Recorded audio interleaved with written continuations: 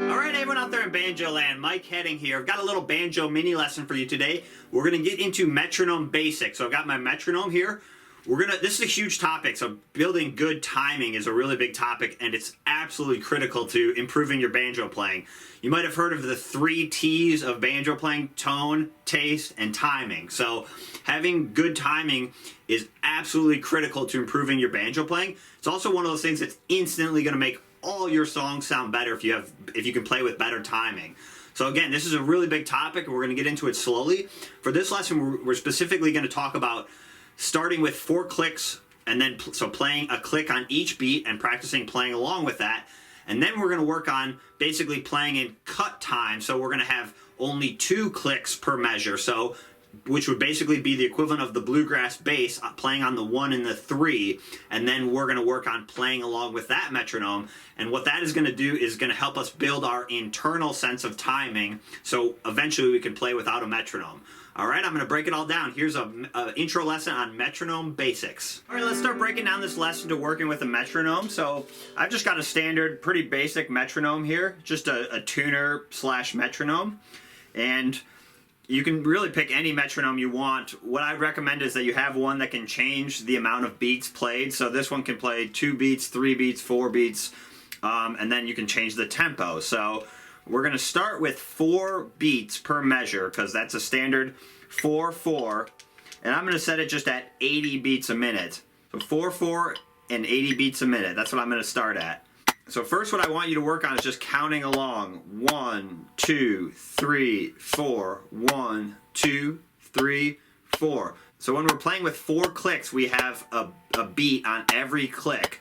So we have more support when there's 4 beats on the metronome, because we're now playing with every beat has a click. So 1, 2, 3, 4. Let's start by just doing some basic pinches.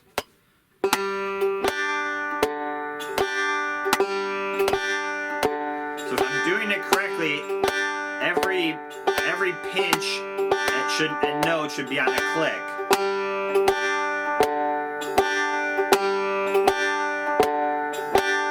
And remember, playing with a metronome is kind of like driving. You're always trying to drive perfectly straight, but you're never really driving 100% perfectly straight. You're making those little corrections with the wheel.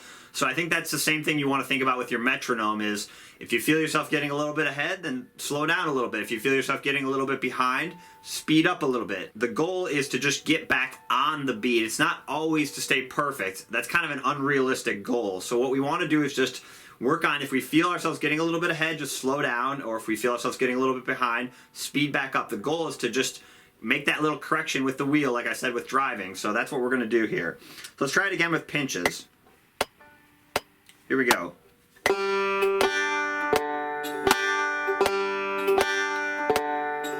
So that'd be 1, 2, 3, 4. 1, 2, 3, 4. So let's play eighth notes.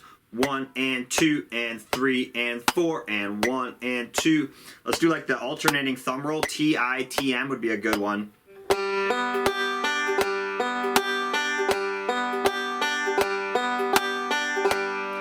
Playing in between the clicks as well. I'm going 1 and 2 and 3 and 4, and my thumb is still lining up with the clicks. That's why that alternating thumb roll works good. My thumb is still hitting on all the clicks. You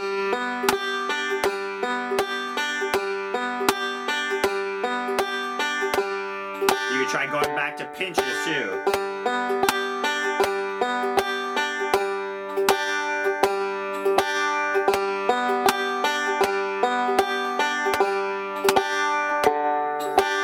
So you can do a lot with that. Obviously, you could add more chords, you know. I'm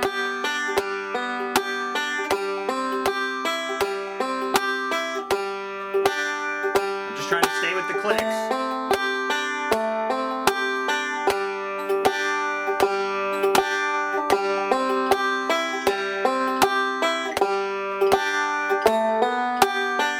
Or you could practice looping a lick. You could take like your basic Scruggs lick.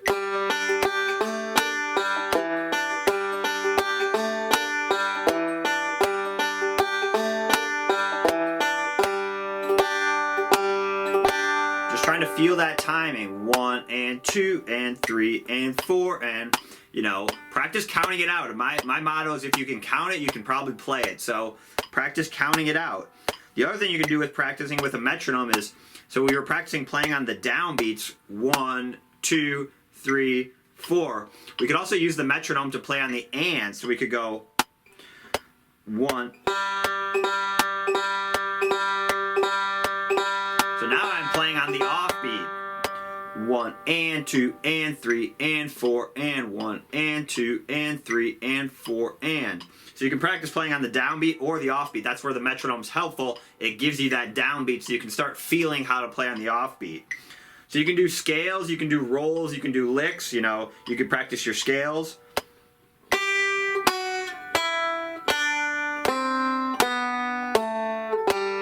know, or do eighth notes.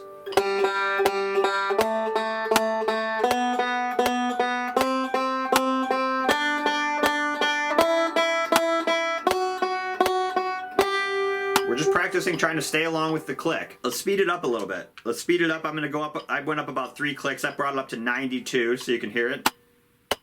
1, 2, 3, 4. 1, 2, 3. So.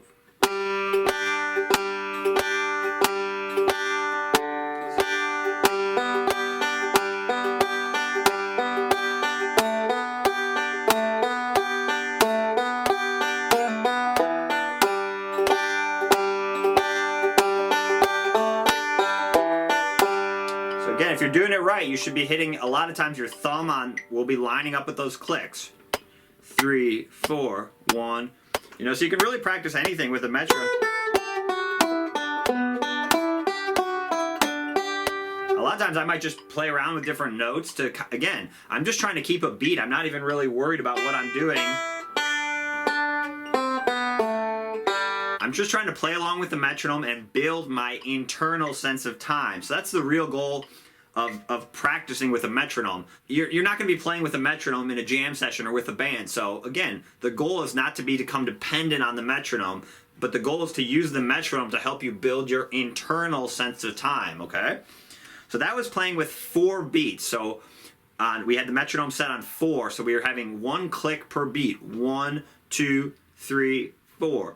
1, 2, 3, 4. But a lot of times, especially if you're playing bluegrass, the bass player is actually only going to be playing on the 1 and the 3. So they're going to be going 1, 2, 3, 4, 1, 3, 1, 3, boom, do. And the mandolin is actually chopping on 2 and 4. Boom, chop, boom. So that's where you get the 1, 2, 3, 4. But a lot of times you might only have the bass player to cue off of. So when we get down to 2 clicks per beat, now we're going 1, 2, 3, 4, 1, 2, 3, 4, 1, 2, 3, 4, 1, 2, 3, 4. So it's more challenging because you have to keep more of the time yourself. You don't have a click on every beat. 1, 2, 3, 4, 1, 2, 3, 4. So we have to, again, we're building our internal sense of time. So I have it set on 52 here, so that'd be, you double it if you were with 4, so that'd be 104. 1, 2, 3, 4.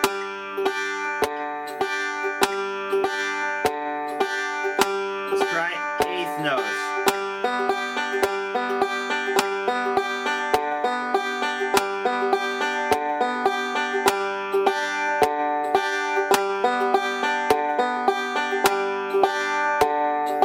So that's harder because you have to keep more of the time yourself. You don't have a click on every beat. But again, what you're practicing there is building your internal sense of time. Let's try speeding it up a little bit. We'll go up to 72, so speed it up a little bit. 1, 2, 3, 4, 1, 2, 3, 4.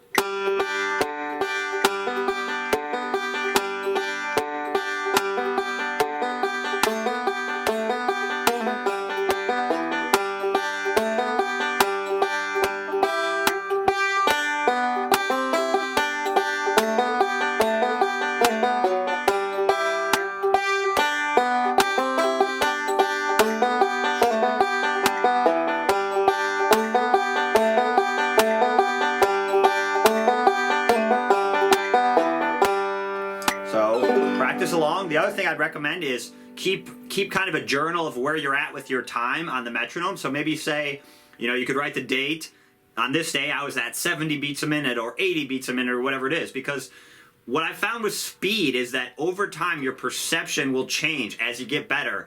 What used to feel really fast, as you get better, won't feel as fast. So what's good about documenting the speed that you're at, you kind of get guaranteed proof that you're getting faster, because again, your perception will change. So 80 beats a minute, you know, maybe a couple months ago would feel really, really fast. But then once you get comfortable with it, it doesn't feel fast anymore. And then you're going to want to go faster.